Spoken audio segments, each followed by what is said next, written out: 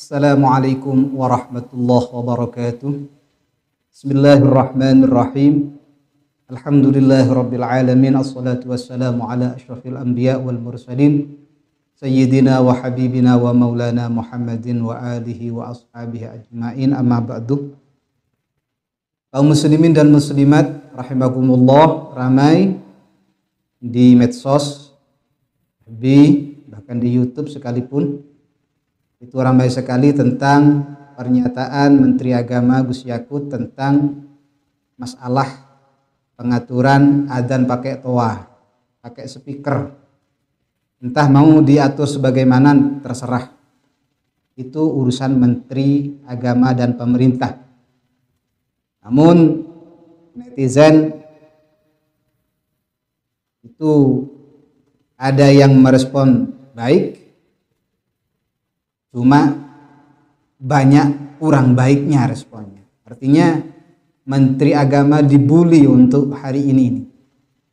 Ya, ada yang mengatakan bahwasanya Gus Yakut ini menyamakan adzan dengan gonggongan anjing. Lebih baiknya mari kita dengarkan pernyataan Gus Yakut bagaimana sungguhnya.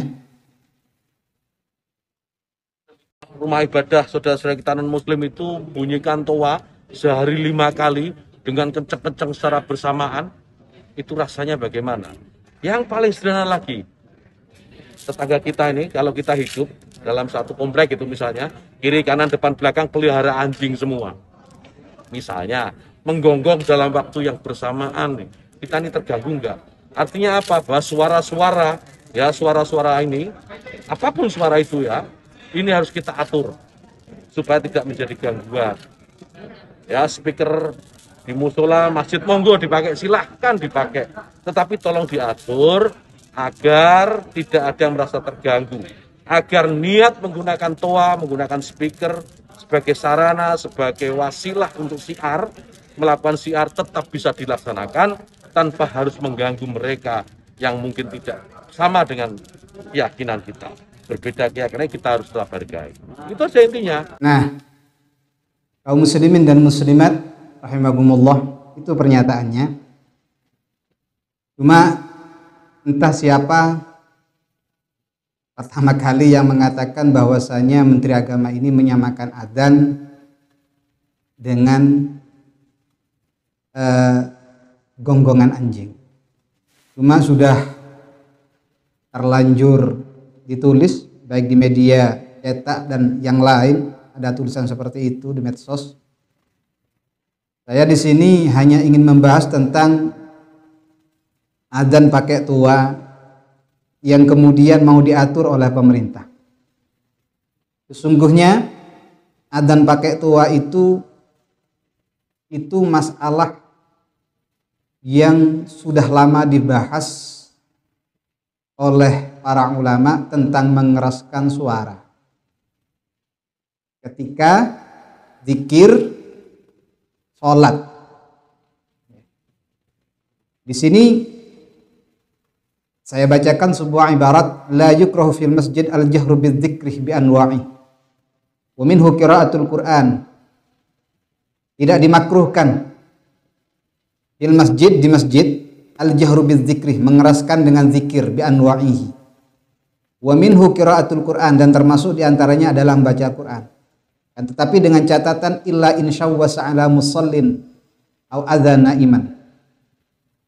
Terkecuali kalau sampai bikin tashwish, mengganggu orang yang sholat atau orang yang lagi tidur. Bahkan ingkas surat ta'adzi harumah wa yumna'u minhu hina idzin. Bahkan kalau memang benar-benar mengganggu, maka ini haram. Kama law jalasa ba'dal adzan yadhkurullah wa kullu man atas shalat jalasa ma'ahu wa syawwasa 'alal musallin fa illam yakun samma taswishun ubihah bal nudibah li nahwi ta'limin illam yakhaf riya'an. Sebagaimana tradisi di Indonesia ini biasanya setelah adzan itu berzikir. Kalau di desa-desa, di kota-kota mungkin juga ya. Kebetulan kami enggak kota ya enggak desa, agak kerajaan gitu. ya desa lah, tapi nggak terlalu desa.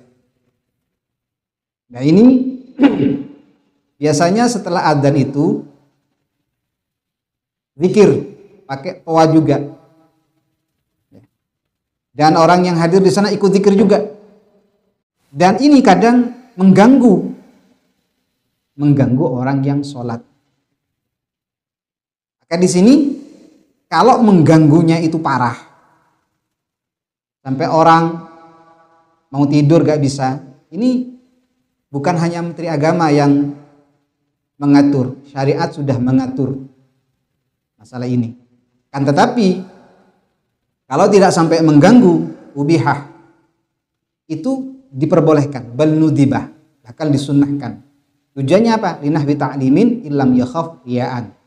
Tujuannya adalah ta'lim, memberitahu, ya, memberi pelajaran dan lain sebagainya, mengingatkan.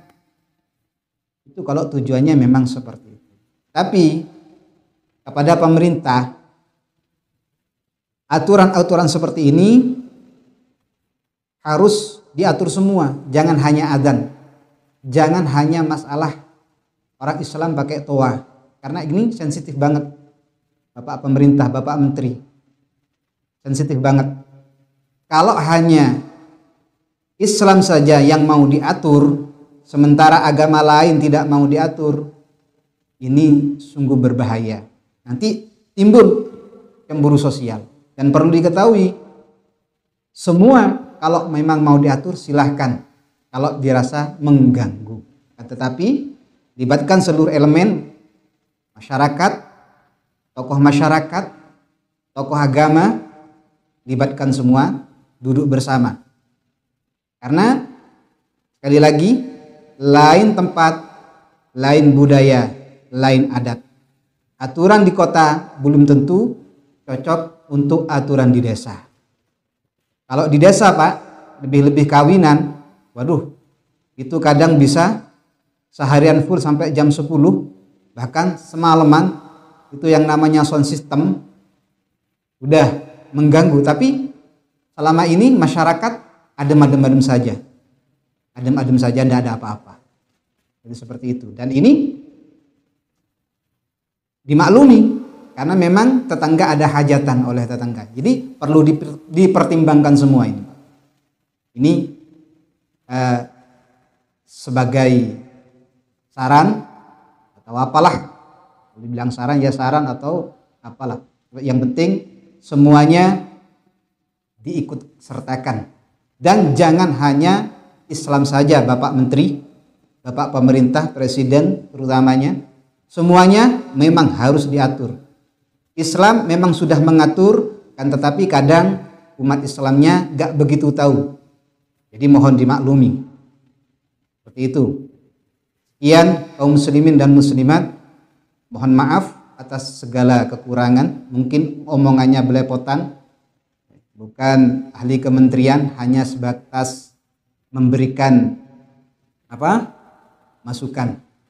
Kurang lebihnya wallahul muwaffiq ila aqwamit thoriq. Assalamualaikum warahmatullahi wabarakatuh.